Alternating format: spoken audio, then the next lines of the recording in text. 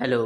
आज हम हिंदी जगत के बहुत ही महान एवं श्रेष्ठ कवि एवं उपन्यासकार जयशंकर प्रसाद जी की एक प्रसिद्ध रचना आंसू के बारे में जानेंगे। आंसू जयशंकर प्रसाद की एक विशिष्ट रचना है। आंसू का रचनाकाल लगभग 1923-24 ईस्वी कहा जाता है। पहले कवि का विचार इसे कामायनी के अंतर्गत ही प्रस्तुत करने का था, किंतु अधिक गीतमयता के कारण तथा प्रबंध काव्य के अधिक अनुरूप न होने के कारण उसने यह विचार त्याग दिया।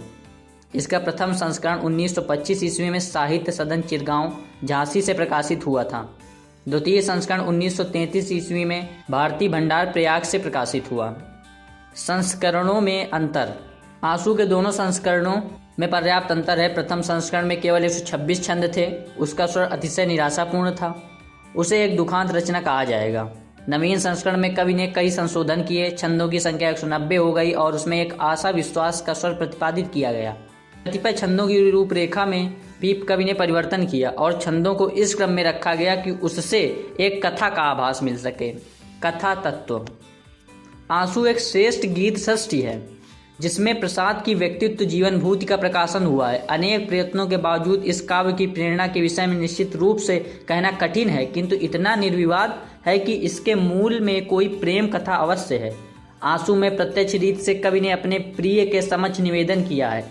कवि के व्यक्तित्व का जितना मार्मिक प्रकाशन इस काव्य में हुआ है उतना अन्य नहीं दिखाई देता। अनेक स्थलों पर वेदना में डूबा हुआ कवि अपनी अनुभूति को उसके चरम ताप में अंकित करता है।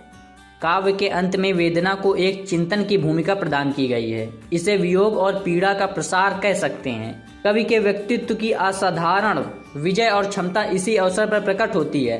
स्वानुभूति का सामाजिकरण इस काव्य में अंत में सफलतापूर्वक व्यजित है। शिल्प मुख्यतः वियोग की भूमिका पर प्रतिष्ठित होते हुए भी आंसू के अंत में आशा विश्वास का समावेश कर दिया गया है। शिल्प की दिशा से आंसू वैभव संपन्न है। प्रिया के रूप वर्णन में सार्थक प्रतीकों का प्रयोग बाह्य सौंदर्य के साथ आंतरिक गुणों का भी प्रकाशन करता है।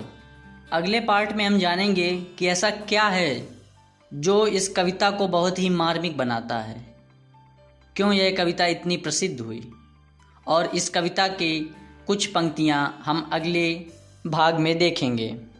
तब तक के लिए सुरक्षित रहिए, घर पर रहिए। धन्यवाद।